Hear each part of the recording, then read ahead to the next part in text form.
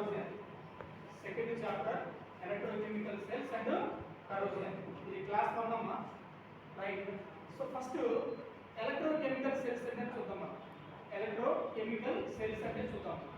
జనరల్గా ఏదైనా సరే ఒక డివైస్, ఏదైనా ఒక డివైస్ కెమికల్ ఎనర్జీని ఎలక్ట్రికల్ ఎనర్జీగా కన్వర్ట్ చేస్తే దాన్ని మనం ఎలక్ట్రోకెమికల్ సెల్స్ గా చెప్పుకుంటాం. కెమికల్ ఎనర్జీ అనేటువంటి దాన్ని ఎలక్ట్రికల్ ఎనర్జీగా కన్వర్ట్ చేయడం అన్నమాట. కెమికల్ ఎనర్జీ ఎలక్ట్రికల్ ఎనర్జీగా కన్వర్ట్ అవుతుంది అంటే అక్కడ మనకి 2 రియాక్షన్స్ జరుగుతున్నాయి. కెమికల్ ఎనర్జీ ఎలక్ట్రికల్ ఎనర్జీగా కన్వర్ట్ అవుతుంది అంటే మనకి అక్కడ 2 రియాక్షన్స్ జరుగుతున్నాయి. ఒకటేమో oxidation reaction, second one reduction reaction. Oxidation reaction, reduction reaction రెండు జరుగుతున్నాయి కాబట్టి దీన్ని మనం రిడాక్స్ రియాక్షన్స్ గా చెప్పుకుంటాం. ఈ రెండు జరుగుతున్నాయి కాబట్టి redox reactions. Redox full form ఏంటి? Reduction, oxidation. ఈ రెండు జరిగేటువంటి రియాక్షన్స్ ని రిడాక్స్ రియాక్షన్స్ గా మనం చెప్పుకుంటాం అన్నమాట. ఫర్ ఎగ్జాంపుల్ గాల్వానిక్ సెల్ కానీ, వోల్టానిక్ సెల్ కానీ, డానియల్ సెల్ కానీ, ఈ మూడు కూడా ఒకటేనమ్మా. ఓకేనా? గాల్వానిక్, వోల్టానిక్ లేదంటే డానియల్ సెల్ అన్నమాట. ఇక్కడ మీరు అబ్జర్వ్ చేయగలిగితే ఇది ఒక హాఫ్ సెల్ అంటాము, దీన్ని ఒక హాఫ్ సెల్ అంటాము. హాఫ్ సెల్, ఇది ఒక హాఫ్ సెల్, ఇది ఒక హాఫ్ సెల్. మీకు ఇది ఎడమ పక్కన ఉంది, కుడి పక్కన ఉంది. ఎడమ పక్కన ఉన్నటువంటి దాన్ని యానోడ్ హాఫ్ సెల్ గా కూడా చెప్పుకోవచ్చు. ఎడమ పక్కన ఉన్నటువంటి దాన్ని యానోడ్ హాఫ్ సెల్ గా చెప్పుకుంటాము, కుడి పక్కన ఉన్నటువంటి దాన్ని క్యాథోడ్ హాఫ్ సెల్ గా చెప్పుకుంటాము. యానోడ్ హాఫ్ సెల్ దగ్గర ఎప్పుడు కూడా ఆక్సిడేషన్స్ జరుగుతాయి. ఏ రియాక్షన్ జరుగుతుందంటే oxidation. What is the oxidation అంటే lose of electrons is called oxidation. Electrons lose అవ్వటం లేదంటే లాస్ అవ్వటం ని ఆక్సిడేషన్ గా చెప్పుకుంటాం. Gain of electrons is called reduction. Gain of electrons is called reduction. Electrons gain అయ్యే విధానాన్ని రిడక్షన్ అంటాం. సింపుల్ గా చెప్పాలి అంటే ఒక ఎలక్ట్రోడ్ ఉందమ్మా, జింక్. సేమ్ అయాన్ సొల్యూషన్ అయినటువంటి ZnSO4 సొల్యూషన్ లో మనం చేస్తాము, పార్షియల్ గా డిప్ చేస్తాం. పూర్తిగా కాకుండా కొంత భాగాన్ని డిప్ చేసి ఉంచాం అన్నమాట. అదే విధంగా కుడి పక్కన మనం ఏం చేస్తాము, కాపర్ అనేటువంటి ఎలక్ట్రోడ్ ని తీసుకున్నాం. కాపర్ అనేటువంటి మెటల్ ఎలక్ట్రోడ్ ని తీసుకోవడం జరిగింది. దీన్ని కూడా సేమ్ అయాన్ సొల్యూషన్ అయినటువంటి కాపర్ సల్ఫేట్ లో డిప్ చేసి ఉంచాం. సేమ్ అయాన్ సొల్యూషన్ అయినటువంటి కాపర్ సొల్యూషన్ లో డిప్ చేసి ఉంచాం. యాక్చువల్లీ దీన్ని ఒక వైర్ ద్వారా కనెక్ట్ చేసినప్పుడు, ఓకేనా, అంటే ఒక కండక్టర్ ద్వారా, what is the conductor, electrons అనేటువంటి దాన్ని ఎలౌ చేసేటువంటిది, తన ద్వారా ఫ్లో చేసేటువంటి దాన్ని కండక్టర్ అంటాం. Okay, what is the conductor అంటే ఎలక్ట్రాన్స్ ని కానీ హీట్ ని కానీ ఈ రెండింటిని ఎలౌ చేసి తన ద్వారా ట్రాన్స్ఫర్ చేసేటువంటి దాన్ని మనం కండక్టర్ గా చెప్పుకుంటాము. ఒక మెటాలిక్ వైర్ ద్వారా కనెక్ట్ చేస్తాము. ఈ ఎలక్ట్రోడ్ ని ఈ రెండింటిని ఒక మెటాలిక్ వైర్ ద్వారా కనెక్ట్ చేసినప్పుడు ఈ రెండింటి మధ్య ఎలక్ట్రో పొటెన్షియల్ డిఫరెన్స్ అనేటువంటిది ఏర్పడింది అన్నమాట. ఎలక్ట్రో పొటెన్షియల్ డిఫరెన్స్ అనేటువంటిది ఏర్పడడం వల్ల ఈ ZnSO4 అనేటువంటిది ఏం చేస్తుందంటే సొల్యూషన్ లోపలికి ఎలక్ట్రాన్స్ ని రిలీజ్ చేసింది. సొల్యూషన్ లో, ఓకేనా, ఎలక్ట్రాన్స్ రిలీజ్ చేయడం జరిగింది. ఈ ఎలక్ట్రాన్స్ అనేటువంటివి ఈ మెటల్ గుండా, ఈ వైర్ గుండా ఎడమ పక్క నుంచి కుడి వైపుకి ఈ విధంగా ట్రాన్స్ఫర్ అవుతుంది అన్నమాట. అంటే ఈ ఎలక్ట్రాన్స్ ఏమవుతుంది, లాస్ అవుతుంది, లేదంటే కోల్పోతుంది, లేదంటే లూజ్ అవుతుంది. ఎలక్ట్రాన్స్ లూజ్ చేస్తుంది కాబట్టి ఇది ఆక్సిడేషన్ హాఫ్ సెల్ గా చెప్పుకున్నాము. దీన్ని మనం రిడక్షన్ హాఫ్ సెల్ గా చెప్పుకుంటాము. ఇక్కడ ఎన్ని ఎలక్ట్రాన్స్ అయితే ఇది పంపిస్తుందో అన్ని ఎలక్ట్రాన్స్ ఇది ఏమవుతుంది, గెయిన్ అవుతుంది, తీసుకుంటుంది. కాబట్టి దీన్ని మనం క్యాథోడ్ హాఫ్ సెల్ గా మనం చెప్పుకుంటాము, రిడక్షన్ హాఫ్ సెల్ గా చెప్పుకోవడం అనేది జరుగుతుంది అన్నమాట. వీటిని మనం ఎలక్ట్రోకెమికల్ సెల్స్ అంటాము. What is the electrochemical cell అంటే electrochemical cell is the device, ఓకేనా. దీని యొక్క వర్క్ ఏంటంటే which convert chemical energy to the electrical energy. Chemical ఎనర్జీని ఎలక్ట్రికల్ ఎనర్జీగా కన్వర్ట్ చేసేటువంటి దాన్ని ఎలక్ట్రోకెమికల్ సెల్స్ గా మనం చెప్పుకుంటాం అన్నమాట. తర్వాత ఎలక్ట్రోడ్ పొటెన్షియల్. పొటెన్షియల్ అంటే సామర్థ్యం అన్నమాట. దేని యొక్క సామర్థ్యము? ఎలక్ట్రోడ్ యొక్క సామర్థ్యము. Electrode potential. ఫర్ ఎగ్జాంపుల్ ఇది ఒక ఎలక్ట్రోడ్ అమ్మ, ఇది కూడా ఒక ఎలక్ట్రోడ్, ఓకేనా. సో వీటికి ఉన్నటువంటి సామర్థ్యం ఏంటో చూద్దాం. ఎలక్ట్రోడ్ పొటెన్షియల్ వాడు ఏమన్నాడు, the tendency of a metal to get oxidised over or reduced when it is placed in a solution of its own salt is called electrode potential. అంటే ఏదైనా సరే ఒక ఎలక్ట్రోడ్ ని ఏదైనా సరే ఒక ఎలక్ట్రోడ్ ని ఓన్ అయాన్ సొల్యూషన్ లో డిప్ చేసి ఉంచినప్పుడు ఏదైనా సరే ఒక ఎలక్ట్రోడ్ ని ఓన్ అయాన్ సొల్యూషన్ లో డిప్ చేసినప్పుడు అది ఎలక్ట్రాన్స్ ని కోల్పోవడం కానీ ఎలక్ట్రాన్స్ ని గెయిన్ అవ్వడం కానీ డిపెండ్ అయి ఉంటుంది. దాన్ని మనం ఎలక్ట్రోడ్ పొటెన్షియల్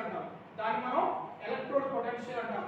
ఎగ్జాంపుల్ ఇక్కడ జింక్ అనేటువంటి మెటల్ ని ఓకేనా మెటల్ ఎలక్ట్రోడ్ ని ZnSO4 సొల్యూషన్ లో డిప్ చేసి ఉంచాము.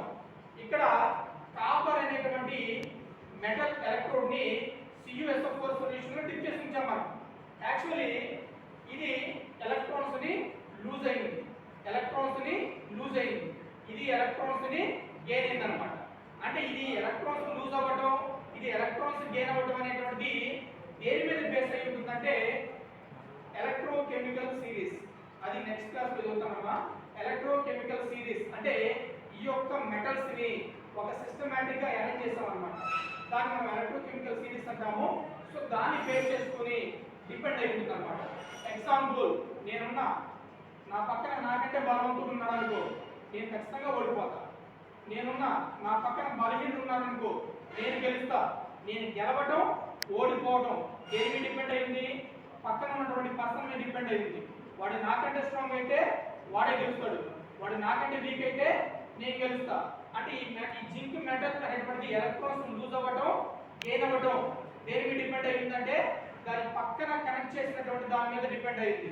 దీన్ని మనం ఎలక్ట్రోడ్ పొటెన్షియల్ అంటాం. ఎలక్ట్రోడ్ పొటెన్షియల్ అంటే ఏదైనా సరే ఒక మెటాలిక్ ఎలక్ట్రోడ్ అనేటువంటిది ఎలక్ట్రాన్స్ లూజ్ అవ్వడం కానీ ఎలక్ట్రాన్స్ గెయిన్ అవ్వడం కానీ ఓకేనా ఓన్ అయాన్ సొల్యూషన్ డిప్ చేసినప్పుడు ఎలక్ట్రాన్స్ లూజ్ అవ్వడం కానీ ఎలక్ట్రాన్స్ గెయిన్ అవ్వడం కానీ జరుగుతుంది. దీన్ని మనం ఎలక్ట్రోడ్ పొటెన్షియల్ గా చెప్పుకుంటాము. ఈక్వేషన్ రూపంలో ఏ విధంగా చెప్పుకుంటామంటే ఒక మెటల్ అనేటువంటిది n ఎలక్ట్రాన్స్ ని లూజ్ అయినప్పుడు n మీన్స్ నంబర్, అది 2 గాని 3 గాని 4 గాని ఒక్కొక్క మెటల్ ఒక్కొక్క ఎలక్ట్రాన్ లూజ్ అవుతుంది. అల్యూమినియం Al3+ 3 ఎలక్ట్రాన్స్ లూజ్ అవుతుంది ఓకేనా. తర్వాత సోడియం Na+ ఒక ఎలక్ట్రాన్ లూజ్ అవుతుంది. ఎగ్జాంపుల్ చెప్తున్నాను ఓకేనా. ఈ విధంగా అన్నమాట. సో ఎనీవే ఒక మెటల్ అనేటువంటిది n ఎలక్ట్రాన్స్ లూజ్ అయినప్పుడు దాన్ని మనం ఏం చేస్తాము? ఆక్సిడేషన్ రియాక్షన్ గా చెప్పుకున్నాం. అదే ఏదైనా ఒక మెటల్ అనేటువంటి n ఎలక్ట్రాన్స్ గెయిన్ అయితే దాన్ని మనం రిడక్షన్ పొటెన్షియల్ గా చెప్పుకుంటున్నాం. రిడక్షన్ పొటెన్షియల్ సామర్థ్యము ఓకేనా. రైట్, ఎలక్ట్రోడ్ పొటెన్షియల్ గురించి చూస్తాం కదమ్మా. తర్వాత మనం సింగిల్ ఎలక్ట్రోడ్ పొటెన్షియల్, ఒక ఎలక్ట్రోడ్ కి పొటెన్షియల్ మనం ఏ విధంగా కనుక్కోవడం చూద్దాం. ఒక ఎలక్ట్రోడ్ కి పొటెన్షియల్ ఏ విధంగా మనం కనుక్కోవడం అనేటువంటిది చూద్దాం. సింగిల్ ఎలక్ట్రోడ్ పొటెన్షియల్ అంటే ఒక ఎలక్ట్రోడ్ ఉంది, జింక్ అనేటువంటి ఎలక్ట్రోడ్ ఉంది, ఒక సేమ్ అయాన్ సొల్యూషన్ లో డిప్ చేసి ఉంచాను. ఇది ఎలక్ట్రాన్స్ ని కోల్పోతుందా గెయిన్ అవుతుందా అంటే ఎలక్ట్రాన్స్ ని కోల్పోదు, ఎలక్ట్రాన్స్ ని గెయిన్ అవ్వదు. ఎందుకు అంటే గుర్తుపెట్టుకోమ్మా, ఒక మెటల్ ని సేమ్ అయాన్ సొల్యూషన్ డిప్ చేసాము, ఇది కోల్పోదు గెయిన్ అవ్వదు. ఇది ఎలక్ట్రాన్స్ ని కోల్పోవాలన్నా ఎలక్ట్రాన్స్ ని గెయిన్ అవ్వాలన్నా అది ఎప్పుడు పాసిబుల్ అంటే దీన్ని ఇంకొక మెటల్ ఎలక్ట్రోడ్ తోటి కనెక్ట్ చేసినప్పుడు ఓకేనా. ఏ విధంగా కనెక్ట్ చేసినప్పుడు? ఈ విధంగా మనం కనెక్ట్ చేసినప్పుడు వేరే మెటల్ ఎలక్ట్రోడ్ తోటి మనం కనెక్ట్ చేసినప్పుడు ఎలక్ట్రో పొటెన్షియల్ డిఫరెన్స్ ఏర్పడుతుంది. కాబట్టి దాన్ని మనం ఎలక్ట్రో పొటెన్షియల్ చెప్పుకున్నాం. ఈ విధంగా ఉంటే ఎలక్ట్రాన్స్ గెయిన్ అవ్వడం, ఎలక్ట్రాన్స్ లాస్ అవ్వడం రెండు కూడా జరగదు ఓకేనా. This is the single electro potential అమ్మా. ఓకే, మనం ఒక ఎలక్ట్రో పొటెన్షియల్ కి ఏ విధంగా మనం ఫైండ్ అవుట్ చేయాలి ఎలక్ట్రో పొటెన్షియల్ వాల్యూ అనేటువంటి చూద్దాం. దీనికోసం స్టాండర్డ్ ఎలక్ట్రోడ్ పొటెన్షియల్ ఉందమ్మా. స్టాండర్డ్ ఎలక్ట్రోడ్ పొటెన్షియల్, ఈ స్టాండర్డ్ ఎలక్ట్రోడ్ పొటెన్షియల్ అంటే ఏం లేదు, జస్ట్ ఒక ఎలక్ట్రోడ్ ని ఖచ్చితమైనటువంటి కాన్సంట్రేషన్ అంటే 1 molar concentration H+ ion solution లో డిప్ చేసి ఉండాలి. ఒక ఎలక్ట్రోడ్ ని ఓకేనా, హైడ్రోజన్ అనేటువంటి ఎలక్ట్రోడ్ ని సేమ్ అయాన్ సొల్యూషన్ అనేటువంటి HCl సొల్యూషన్ లో 1 మోలార్ కాన్సంట్రేషన్ కలిగినటువంటి HCl సొల్యూషన్ లో డిప్ చేసి ఉండాలి. తర్వాత ఇక్కడ ప్రెషర్ ఎప్పుడు కూడా ఎలా ఉండాలి? 1 atm ప్రెషర్ ని మనం కంటిన్యూగా పంపిస్తూ ఉండాలి. 1 atm ప్రెషర్ ని ఎప్పుడు కంటిన్యూగా ఎందుకు పంపించాలి అంటే ఇక్కడ ఉండేటువంటి కండిషన్ యొక్క టెంపరేచర్ ఎలా ఉండాలి? 25 డిగ్రీ సెంటీగ్రేడ్. టెంపరేచర్ మారినా కూడా వాల్యూస్ మారిపోతాయి. టెంపరేచర్ తగ్గినా టెంపరేచర్ పెరిగినా వాల్యూస్ అనేటువంటివి మారిపోతాయి కాబట్టి ఖచ్చితమైనటువంటి టెంపరేచర్ 25 డిగ్రీ సెంటీగ్రేడ్. ఖచ్చితమైనటువంటి టెంపరేచర్ అంటే 25 degree centigrade. 1 molar concentration 1 atm pressure. 1 atm pressure ఎప్పుడు కూడా కంటిన్యూగా పంపిణీ చేయాలి. కారణం ఏంటంటే అక్కడ ఉన్నటువంటి టెంపరేచర్ ఎప్పుడు కూడా 25 డిగ్రీ సెంటీగ్రేడ్ ఉండడం కోసం అన్నమాట. ఓకేనా? దీన్ని మనం స్టాండర్డ్ హైడ్రోజన్ ఎలక్ట్రోడ్ అంటాము. ఈ ఎలక్ట్రోడ్ ని మనం ఏం చేస్తామంటే దీని వాల్యూ ఎప్పుడు కూడా ఒకే విధంగా ఉంటుంది. ఎంత అంటే 0.00 వోల్ట్స్. 0.00 వోల్ట్స్ అంటే దీని యొక్క వాల్యూ మనకి తెలుసు. దీని యొక్క కండిషన్ ఎలా ఉంటుంది? 25 degree centigrade temperature, 25 degree centigrade temperature, 1 atm pressure, 1 molar concentration. 1 molar concentration. దీన్ని స్టాండర్డ్ హైడ్రోజన్ ఎలక్ట్రోడ్ అంటాము. ఓకేనా? దీనిని ఉపయోగించి తెలియనటువంటి ఎలక్ట్రోడ్ కి మనం దాని యొక్క పొటెన్షియల్ వాల్యూ కనుక్కుంటాం. ఎగ్జాంపుల్ ఇది ఉంది కదమ్మా, ఇది మీకు తెలుసు. దీని వాల్యూ 0.00 వోల్ట్స్. ఓకేనా? Constant value. అందుకని దీని స్టాండర్డ్ హైడ్రోజన్ ఎలక్ట్రోడ్ అన్నాము. ఇక్కడ ఒక మెటల్ ఉంది, ఒక మెటాలిక్ ఎలక్ట్రోడ్ ఉంది. ఇక్కడేమో సేమ్ అయాన్ సొల్యూషన్ డిప్ చేసి ఉంచాము. ఓకే, ఇప్పుడు ఈ రెండింటిని ఒక వైర్ ద్వారా కనెక్ట్ చేస్తాం. ఈ రెండింటిని ఒక వైర్ ద్వారా కనెక్ట్ చేసినప్పుడు ఈ రెండింటికి ఎలక్ట్రో పొటెన్షియల్ డిఫరెన్స్ ఏర్పడిందా? ఓకేనా? ఫర్ ఎగ్జాంపుల్ ఇది జింక్ అనుకో, -0.76 వోల్ట్స్ అన్నమాట. జింక్ మెటల్ కనుక అయితే దాని వాల్యూ ఎలా చూపించిందంటే -0.76 వోల్ట్స్ గా చూపించింది. ఓకేనా? ఒకవేళ ఈ మెటల్ కనుక ఐరన్ అయితే, ఓకేనా, ఈ మెటల్ కనుక ఐరన్ అయితే -0.46 వోల్ట్స్ గా చూపిస్తుంది అన్నమాట. ఓకేనా? సో ఈ వాల్యూ ఎప్పుడు చూపిస్తుంది అంటే ఈ మెటాలిక్ ఎలక్ట్రోడ్ ని స్టాండర్డ్ హైడ్రోజన్ ఎలక్ట్రోడ్ తోటి కనెక్ట్ చేసినప్పుడు ఎలక్ట్రో పొటెన్షియల్ డిఫరెన్స్ అనేటువంటిది ఏర్పడి ఈ వాల్యూ అనేటువంటిది మనకి ఇక్కడ డిస్ప్లే అవ్వడం అనేది జరిగింది. అందుకని స్టాండర్డ్ హైడ్రోజన్ ఎలక్ట్రోడ్ అనేటువంటిది మనకి కావాలి. ఓకేనా?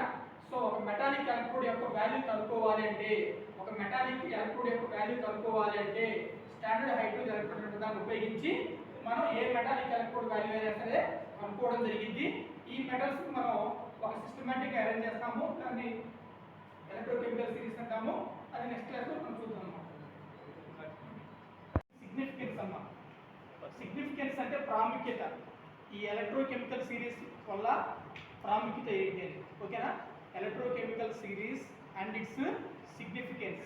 ఎలక్ట్రోకెమికల్ సిరీస్ అంటే ఈ మెటల్స్ ఉన్నాయి కదమ్మా, మెటల్స్ ఓవర్ ఆర్ ఎలక్ట్రోడ్స్, వీటిని ఒక సిస్టమాటిక్ గా అరేంజ్ చేయడం అన్నమాట. ఒక క్రమ పద్ధతిలో ఒక సిస్టమాటిక్ గా మనం వాటిని అరేంజ్ చేసే విధానం. అది దేని బేస్ చేసుకొని చేస్తాము అంటే increasing order of their standard production value. ఓకేనా? Increasing their standard reduction potential of hydrogen. ఓకేనా? ఇక్కడ ఫర్ ఎగ్జాంపుల్ ఎలక్ట్రోకెమికల్ సిరీస్ ఉందమ్మా. ఇక్కడ ఎలక్ట్రోకెమికల్ సిరీస్ లో ఒక సిస్టమాటిక్ గా అరేంజ్ చేయబడినటువంటి కొన్ని మెటల్స్ ఉన్నాయి. Metals over or electrodes. ఓకేనా? ఇక్కడ స్టాండర్డ్ హైడ్రోజన్ ఎలక్ట్రోడ్ అనే దాన్ని బేస్ చేసుకొని ఈ మెటల్స్ ని ఒక క్రమ పద్ధతిలో అరేంజ్ చేస్తాం అన్నమాట. దీన్ని మనం ఎలక్ట్రోకెమికల్ సిరీస్ గా చెప్పుకోవడం జరుగుతుంది. సో మనకి పైన ఉన్నటువంటి వాటికి నెగిటివ్ వాల్యూ ఎక్కువగాను, మనకి పై నుంచి కిందకి వెళ్తున్న కొద్దీ పాజిటివ్ వాల్యూ ఇంక్రీజ్ అవుతూ ఉంటుంది. అంటే నెగిటివ్ వాల్యూ డిక్రీజ్ అవ్వడం అంటే ఆటోమేటిక్గా పాజిటివ్ వాల్యూ ఇంక్రీజ్ అవ్వడమే కదా. సో ఏదైతే టాప్ లో ఉంటుందో దానికి నెగిటివ్ వాల్యూ ఎక్కువగాను, ఫర్ ఎగ్జాంపుల్ -0.76, -0.44, ఈ రెండింటిలో దేనికి వాల్యూ ఎక్కువగా ఉంది? నెగిటివ్ వాల్యూ పైదానికి ఎక్కువగా ఉంది. ఓకేనా?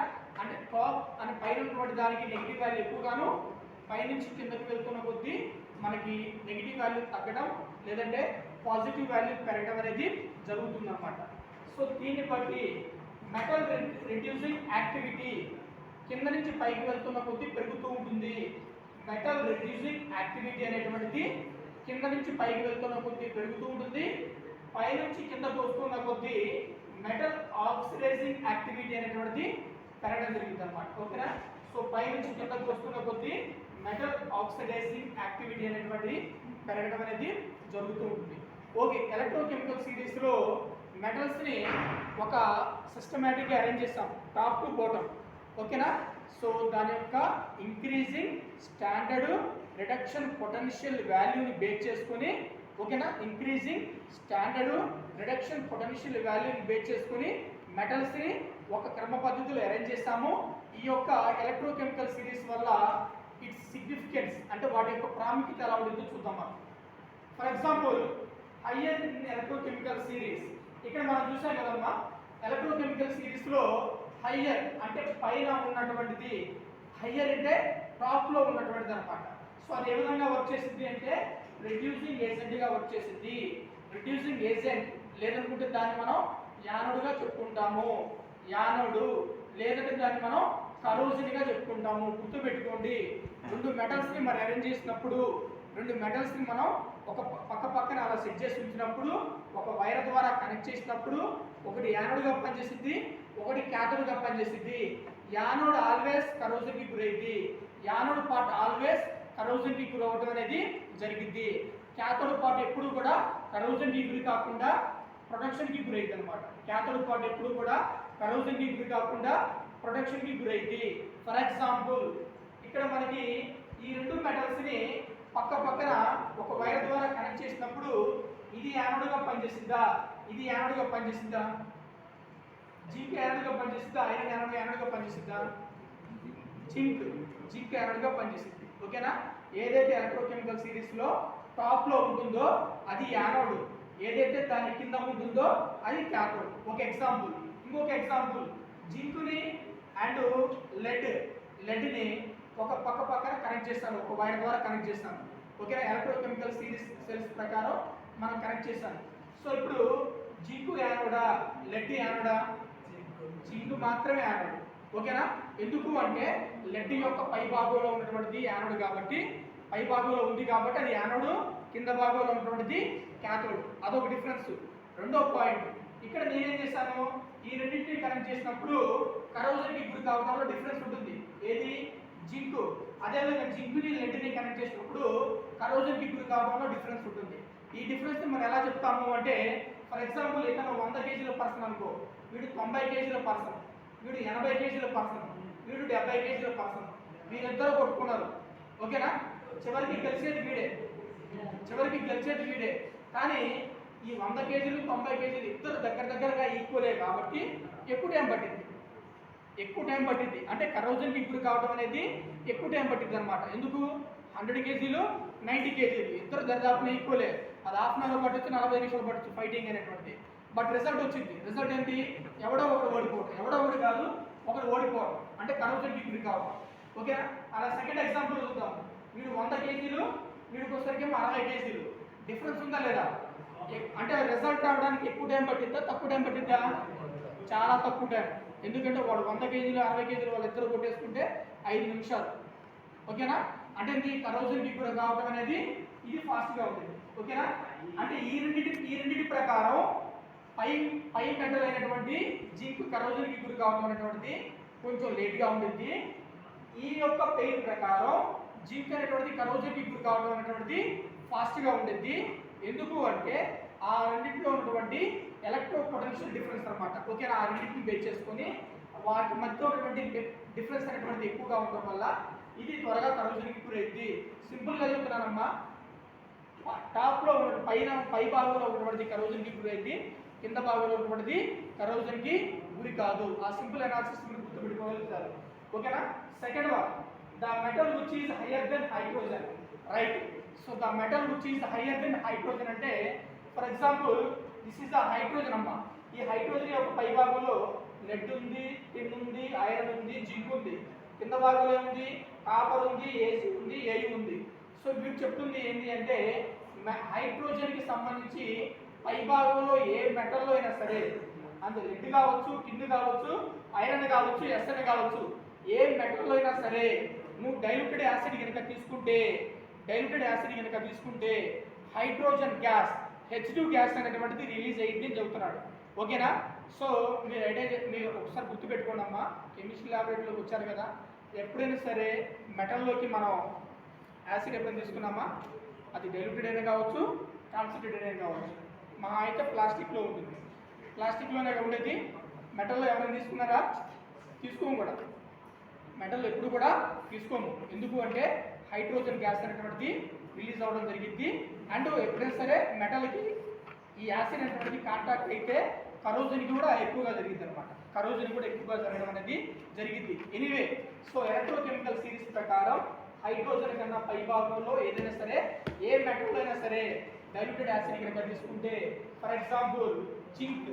ఈ జింక్ అనేటువంటిది ఎక్కడ ఉంది? మనకి హైడ్రోజన్ యొక్క పై భాగంలో ఉంది. పై భాగంలో ఉందంటే హైడ్రోజన్ కంటే పైన ఉంది కాబట్టి ఈ జింక్ అనేటువంటి దాంట్లోకి డైల్యూటెడ్ HCl తీసుకుంటే మనకి హైడ్రోజన్ గ్యాస్ అనేటువంటి రిలీజ్ అవుతుంది. మనకి హైడ్రోజన్ గ్యాస్ రిలీజ్ అవుతుందా లేదని ఎలా తెలుస్తుంది అంటే, ఒక బాటిల్లో డైల్యూటెడ్ యాసిడ్ తీసుకున్నప్పుడు, జింక్ అనేటువంటి బాటిల్లో డైల్యూటెడ్ యాసిడ్ తీసుకున్నప్పుడు ఆ మూతను మనం క్లోజ్ చేసి 1 రోజు 2 రోజుల తర్వాత ఆ మూత కనుక ఓపెన్ చేస్తే మనకి ఒక సౌండ్ వస్తుంది అనమాట. టఫ్ మన ఒక సౌండ్ వస్తుంది. లేదంటే అగ్గిపుల్ల అలా వెలిగిస్తే మూత దగ్గర మనకి వెంటనే ఆరిపోవడం అనేది జరిగింది అనమాట. సో దీన్ని మనం హైడ్రోజన్ గ్యాస్ చెప్పుకుంటాము. అలా కాకుండా హైడ్రోజన్ కన్నా కింద మెటల్స్ ఉన్నాయి కదమ్మా, వాటిల్లో కనుక తీసుకుంటే ఏం జరిగింది అంటే సాల్ట్ ఫార్మేషన్ జరిగింది.